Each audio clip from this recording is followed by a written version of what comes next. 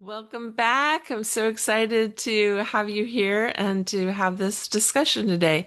Today's message, this Sunday message, is a little different than in the past, in that I was channeling Jesus, Yeshua, and he brought me a message. And this was during my personal channeling time because I do channel for myself.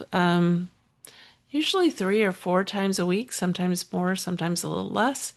And on this particular morning, I was receiving a message from Yeshua. And then afterwards, I felt that I should share this message because it was so beautiful.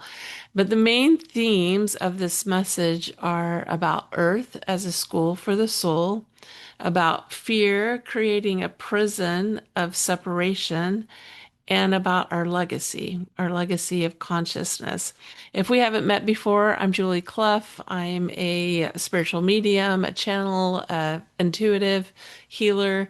I typically will channel an angelic collective, which call themselves the Council of Wisdom.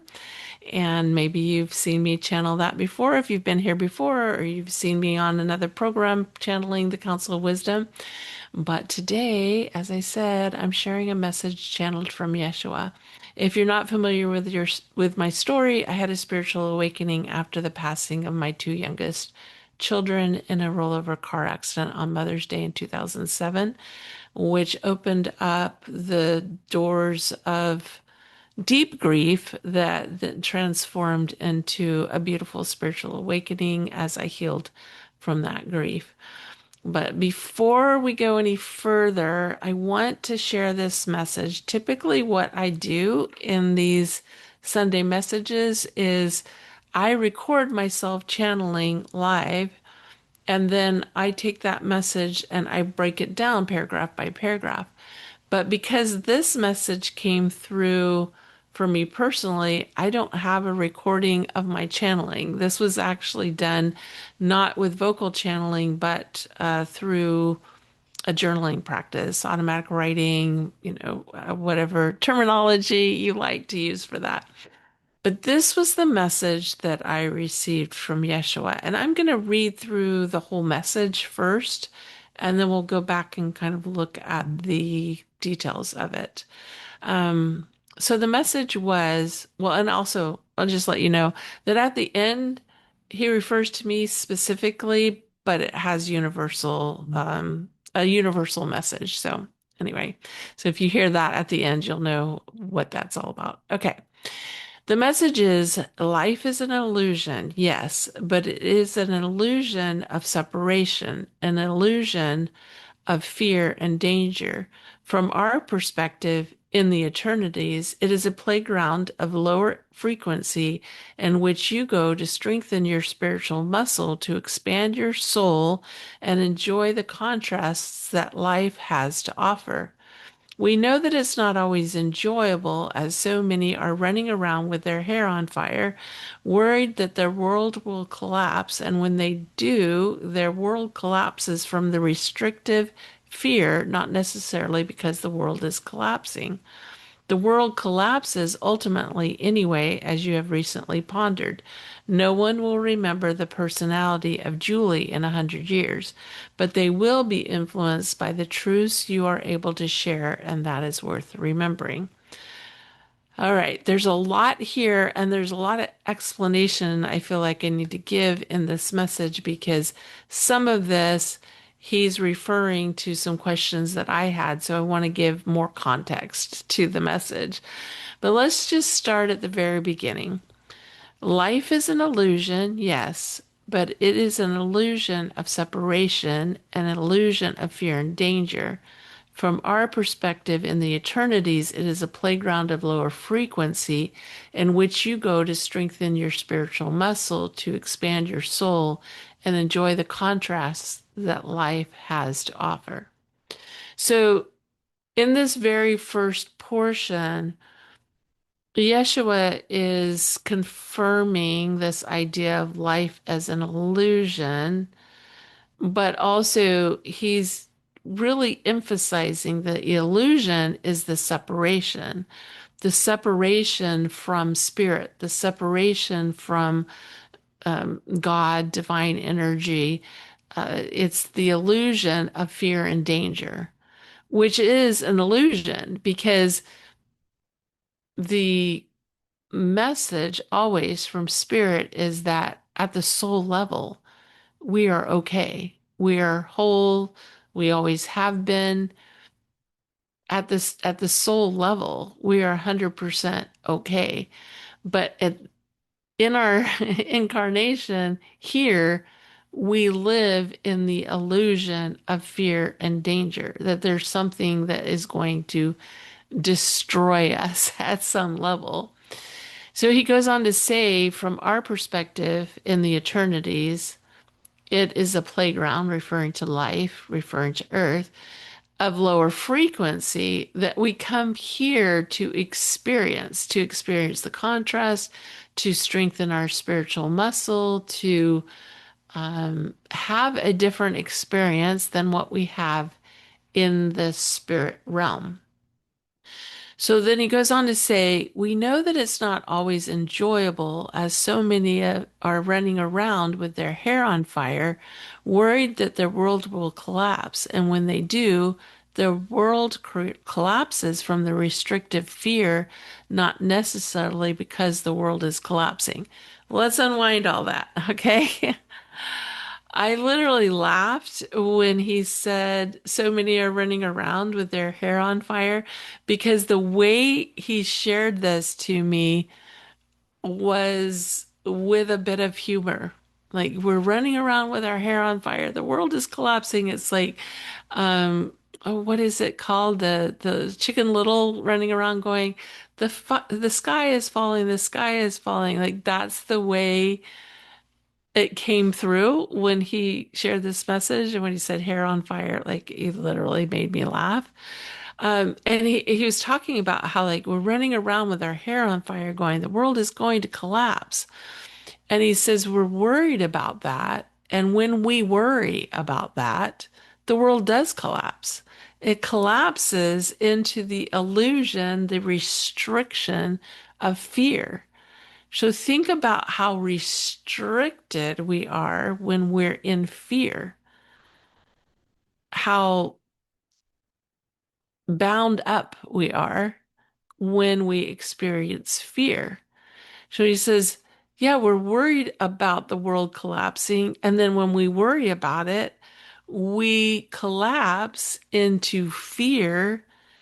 And that's how our world is collapsing, not because the actual world is collapsing.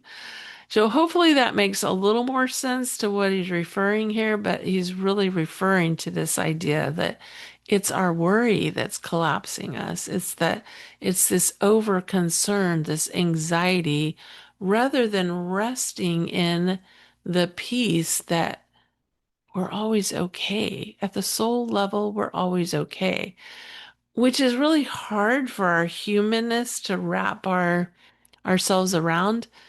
But I think everyone, hopefully you can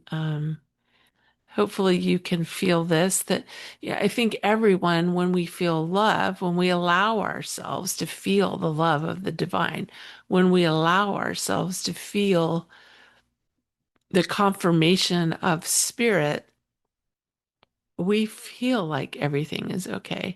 When we allow ourselves to go into the anxiety of fear, when we allow ourselves to go into that worry, we feel constricted.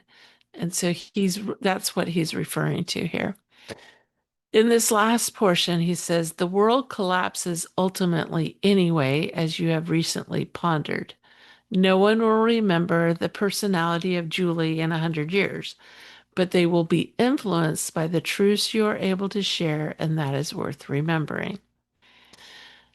All right, so what he's referring to here is that ultimately the personality, the personality that we incarnate in this lifetime, me as Julie, you as whatever your name is, right? Tom, Rebecca, Susan, so forth. um, that personality in 100 years is not likely to be remembered. Like, maybe remotely, but very seldom. The struggles that we have here, and I'd been pondering this a lot lately because it's like my higher self, my angels and guides and loved ones were basically saying, Julie, what are you afraid of? No one's going to remember who you are 100 years from now. A pretty good perspective, isn't it? So we get all worried about like, what do other people think of us? And they're going to think I'm crazy if I'm, channeling Yeshua. And while I'm saying that, I just want to say that I'm channeling Yeshua, his energy, his spirit, but that doesn't make me special. We're all able to connect to anyone and anything on the other side. We're all able to connect to spirit, to angels, to our loved ones. That's available to all of us. So I had just been, they had brought this to this idea of no one's going to remember the personality of Julie in 100 years. But I loved what he said here because what he's saying is, yeah, no one's going to remember our personalities here and now. But the world is being influenced by the energy that we are infusing into the world. So when we're able to share love, we're infusing the world with love. And that's the frequency, that's the vibration, that's the thing that's remembered here 100 years from now. So remembering that is super valuable. What are you infusing into the world right now? Are you infusing more light, more love? Or are you infusing more fear, more struggle, more worry? It's okay if we go through hard things. That's okay. That's part of life. We go through hard things and we adjust and we realign with love. And when we realign with love at this higher level. That's been my experience and my experience as I've worked with people. And when we are bringing that love and light into the world, we are literally bringing heaven to earth. And that is the message that we are being reminded of in this particular message. Life is not about avoiding hardship. It's about expanding our consciousness. It's about the contrast that we're experiencing. It's the strengthening of our soul, the deepening of our spiritual wisdom.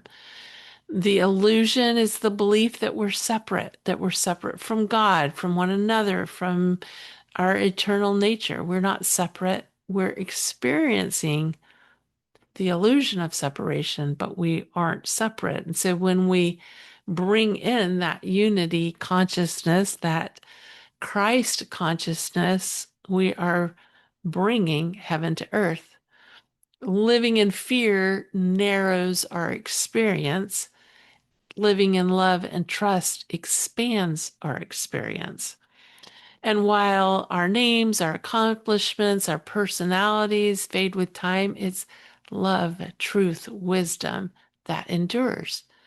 When we embody love, truth, and wisdom, we are bringing these enduring principles, these enduring heavenly